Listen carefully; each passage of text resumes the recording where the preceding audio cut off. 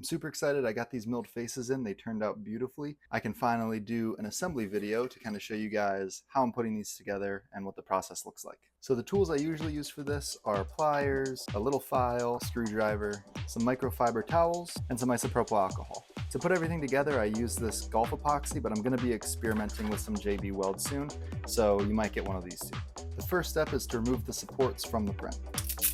Sometimes they come off super easy like that, sometimes they're a little more finicky. A lot of the time there are a couple pieces on the inside that didn't quite make it off all the way, so I use the screwdriver to go back over those and kind of pick them off.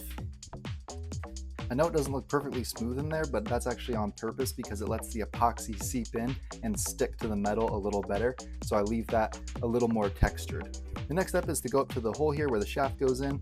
I take this little file and I usually just shimmy around in here. There's sometimes a little bit of stragglers that I can clean off, and it makes putting the shaft in way easier. Also, because the supports came off so clean, I actually don't need these this time. I always do a fit check to make sure that there's no warping on the part and that it's not sliding around too much. You can see it looks pretty clean. Now that I know it's going to fit in okay, I can move on to preparing this. To do that, I take some of the cotton swabs, put some alcohol on them, and wipe them down pretty good.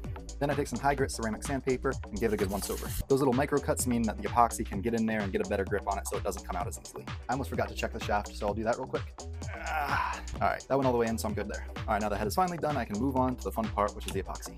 I just use some scrap cardboard and this little painting spatula to mix it up and apply it. I try to be pretty generous with it because I don't want the face falling off. Once it's mixed together, I can go ahead and lather this up. I want to make sure it's pretty thick so it can get in all those little crevices and hold on real tight. I'll put one extra dollop on each side just for good measure. With the mating face sanded and clean, I can go ahead and plop this on.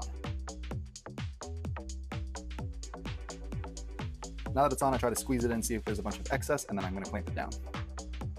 I just use these Harbor Freight clamps. They work pretty well. I'll take one more swab and clean up any of the excess around the edges, and with the face clamped up and epoxied on, I can move on to the shaft. Put this in the shaft hole and try to spread it around pretty good. I'll go ahead and scuff this up just a little bit. Now that it's covered pretty good, I can throw it on in here. It always bubbles up a little bit on the end, so I'll clamp that down. Now I let it cure like this for 24 hours, and I can take it over to Dick's and get it gripped up. Now I can do that same thing 6 more times.